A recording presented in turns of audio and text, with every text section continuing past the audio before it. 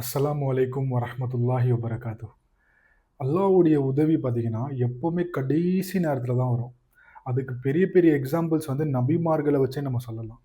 எந்த அளவுக்கு சொன்னா, நெருப்புல போட்டதுக்கு அப்புறம் தான் நெருப்பு வந்து கூல் ஆச்சு. ஹாஜர் ஹாஜர் அம்மா வந்து குழந்தைய விட்டுட்டு போனதுக்கு அப்புறம் தான் ஜம்ஸம் தண்ணி வந்துச்சு. அதே மாரி இப்ராஹிம் அலைஹிஸ்ஸலாம் கழுத்தில கத்திய வைக்கும்போது தான் அந்த இஸ்மாயில் அலைஹிஸ்ஸலாம் போய் ஆடு வந்துச்சு. இந்த மாரி கடைசி நேரத்தில தான் வந்து அல்லாஹ் தஆலா உதவிகள குடுக்குறான்.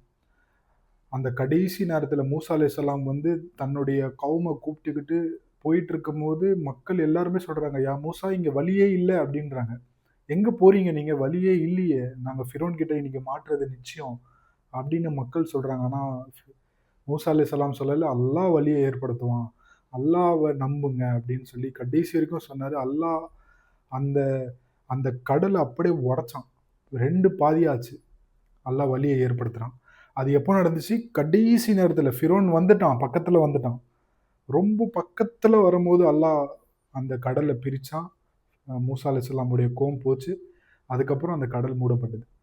அந்த மாரி "வனஸ்தஈனு வஸ்ஸப்ரி வஸ்ஸலா" யார் பொறுமையைக் கொண்டும், தொழுகையைக் கொண்டும் உதவி தேடுங்கள். அப்படின்னு அல்லாஹ் குர்ஆன்ல வசனத்த சொல்றான்.